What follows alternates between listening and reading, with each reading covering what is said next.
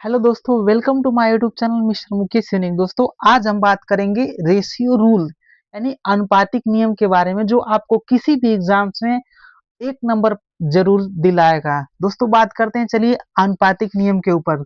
यदि आपको किसी एग्जाम से में ऐसा मिल जाए कि यदि ए संबंधे बी संबंधे सी दिया हो, तो आपसे अगर पूछ दे कि एक बटा ए संबंधे एक बटा बी संबंधे एक बटा सी का मान बताइए, तो आप क्या करेंगे? सोचने लगेंगे। दोस्तों, सोचना नहीं है, इसका एक सिंपल सा रूल ये है कि हम क्या करें कि एबीसी का एलसीएम निकालने वाली लघुत्तम समापवर्तक यानी लसा निकालेंगे, और उसके बाद जो एबीसी है उससे उससे भाग दे देंगे, तो जो अनुपात प्राप्त होगा वही 1/a 1/b और 1/c का अनुपात प्राप्त होगा। यही चीजें आप यहाँ पे लिखी हुई है। एलसीएम निकाल करके उसके बाद ए से भाग दे देंगे, एलसीएम निकाल के बी से और इसी तरह सी से भाग देंगे, तो जो प्राप्त अनुपात होगा वही एक बटा यानी कि व्युत्क्रम का अनुपात होगा। यानी इसको कहें कि ए बी सी एक संख्या, सी तीनों एक संख्या है, तो इसके व्युत्क्रम का अनुपात दिया है 1/a 1/b 1/c।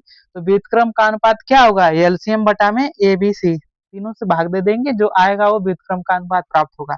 ठीक है, दूसरे इस पे चलिए हम बात कर लेते हैं, इस पे सवाल लगाते हैं तुरंत अभी जस्ट।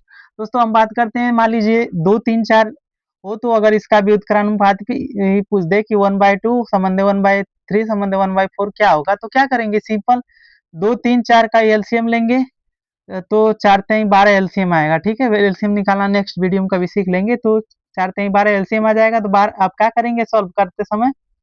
तो एलसीएम में भाग देना है, यानी ए से यानी 2 है तो भाग देंगे संबंधे 12 से, 12 में भाग देंगे बी से यानी कि 3 से, और 12 में ही भाग देंगे सी यानी 4 से भाग देंगे, तो आ जाएगा 6 संबंधे।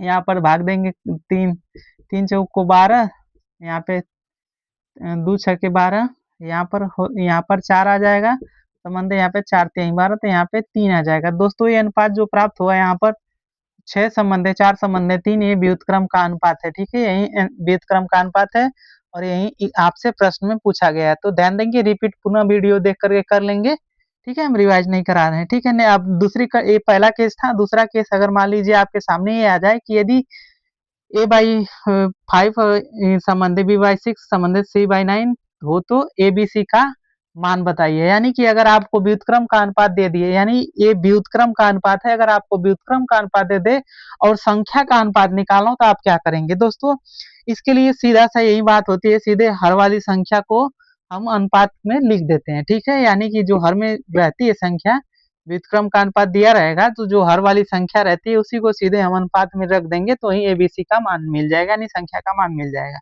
अब ध्यान दीजिए, जैसे मान लीजिए यहाँ पर ए संबंध है बी संबंध, यहाँ पे a/5 है, b/6 है और c/9 है संबंधे में यानी अनुपात में। तो ठीक है, इसका एबीसी में मान पूछ रहा है, यानी ए संबंधे बी संबंधे सी, तो क्या होगा? सीधे जो हर वाली संख्या थी यहाँ पे 5, तो 5 संबंधे 6, तो 6 फिर लिख देंगे, फिर संबंधे 9, तो 9 लिख देंगे, यानी ए संबंधे बी संबंधे सी बराबर क्या होगा? 5 संबंधे 6 संबंधे 9 आ गया। मान लीजिए दूसरी संख्या ले लेते हैं। मान लीजिए कोई संख्या है आपका x संबंधे 5 संबंधे y संबंधे मान लीजिए 6 है, और z संबंधे 11 है। तो इसका आपको अगर पूछ दे कि तो x संबंधे y संबंधे z का अनुपात क्या होगा, यह चीज अगर आपसे पूछ दे, तो आप क्या करेंगे? सीधे यही लिख देंगे कि यह x का मान जो यहाँ से है, मान लीजिए नीचे बटा में 5 संबंधे 6 संबंधे 11, यही आंसर आएगा। ठीक है, उम्मीद है आप दोनों रूल्स, अनुपातिक रूल समझ चुके होंगे और अपने परीक्षाओं में